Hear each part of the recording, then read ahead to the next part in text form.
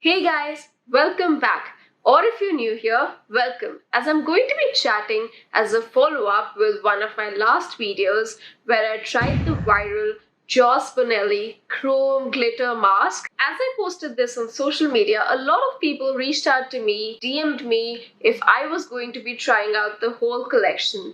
And I obviously said no, a big fat no to why would I not? Yes, I spent over $100 to get the whole collection so that there was not one product on this website that I did not try. Now, if you didn't really come from that face mask video, click right here so you can get to see what we are talking about, what Joyce Bonelli is, and why the hell am I trying out these products. But if you know where all this excitement is coming from, good, because here it is. Other than the mask, what is included in the rest of the collection is this makeup setting spray with SPF 15. Then we have the FaceLift, which is a temporary face tightening, lifting product. And also the face serum, which is called For the Gods, which is supposed to be a face serum for anti-aging effect. Now, if that got you excited, just let me tell you, this is going to be a first impressions video as we try out each of these products on camera before I share any before and afters as we review these products over the next 1 month. Okay, so here we go. Let's start with the most dramatic product, at least in the packaging, which is this temporary face tightening product. It's also called the FaceLift, and if you can see the chrome in here, it's interesting, but it also makes you cringe a little bit. But just hold that thought because I'm opening this very, very soon. But before I do that, just to be sure of my first opinion, always look into the ingredients to make sure it is what we desire. So looking into this product, it is 10 ml product, which doesn't really make sense because it should be more than that, at least from this packaging. Now, if you see a very similar product, which is the Flour Dose Plumping Lip and Eye Serum, which is supposed to be a lesser quantity just by the product. It is a lip and eye serum and not a full face product. And this one, even though it looks much thinner than our FaceLift, it is about, let's say, 14 ml of product. So, Also in the ingredients, what really stands out to me is that this is a silicone-based, paraben-based product, and that makes me question its use as a skincare product. So the packaging has a little cap. You can open and close by just pushing it. Product really comes out as a cream.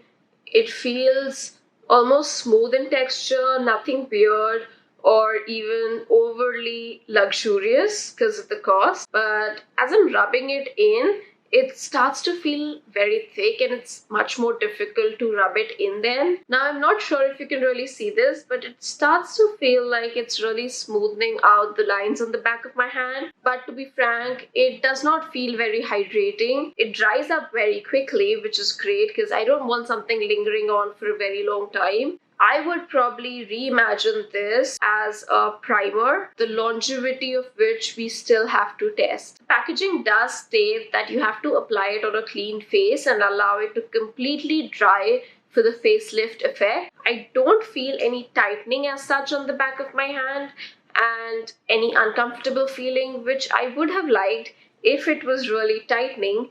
But for now, let's move on to the next product. Now, if I forgot to mention, each of these retail for about 25 bucks, in which, at least for the face serum, you get about 30 ml of the product, which is not bad because it's a serum. You don't need to really reapply. It should be very nice and serum-like.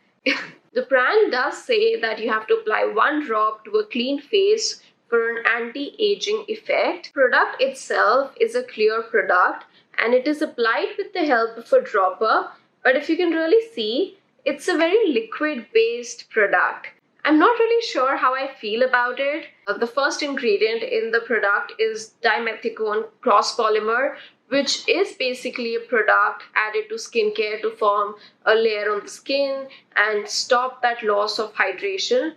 I can smell that the product does have a fragrance. I'm not sure. Oh yes, it does have essence, which probably gives it the fragrance of something very clinical but also a little bit luxurious essence, so I'm not complaining. Now, since the dimethicone cross polymer is a silicone derivative, it is normally applied to give skin a smoothing effect, and hopefully that is what is being done with the serum as well. I do enjoy a dropper format since it keeps your product really nice and clean, and also it's able to work a little longer. Now, moving on to the product itself, like I was mentioning, it is a bit runny for me. It's almost like water.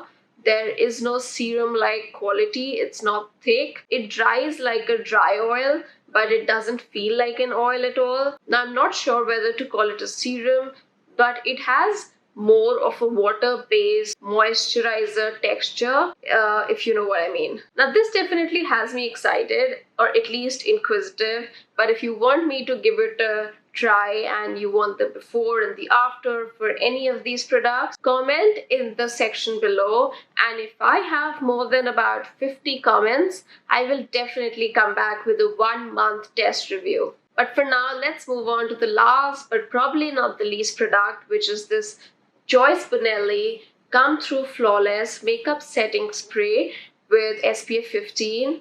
Now, anything below an SPF of 30, and especially that too in a makeup product, can be rightfully ignored since it would probably only be protecting you against UVB rays, and that too not so well since it is dependent on the makeup product itself. So when I look at this and review the product, I am only reviewing it for its quality as a makeup setting spray and nothing more. This does have about 60 ml of quantity, which is about the same as most makeup setting sprays, but this does retail for about $25, which is not where most drugstore mist. The first ingredient in this is distilled water and the second is glycerine, so then most quantity is of these two products only. The brand does suggest applying this as a fine mist to the face to set that makeup. Now, that's the quantity of each spray, so that's a lot, especially if you ask me. I don't want to be saturating my makeup spray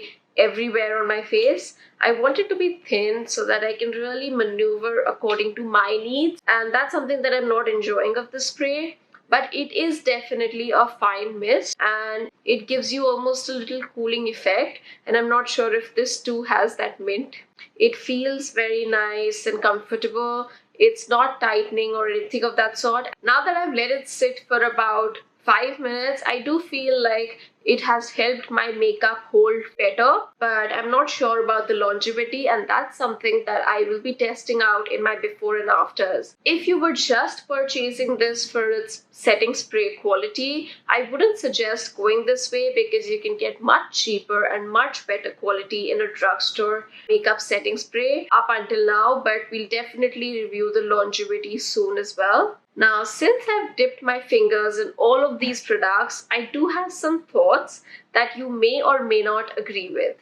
I definitely will not be buying these products ever again unless the serum or the facelift start to really show me some results. For a total of $100, I don't recommend these products just for marketing and packaging. That would be way too costly. So I will leave you with that. I hope you enjoyed this video and spending time with me today. If you did, smash that like button, and if you're new here, subscribe to my channel if you haven't already, so I can come and see you every week this time. Until next week, you take care, love yourself, and enjoy the summer. Bye!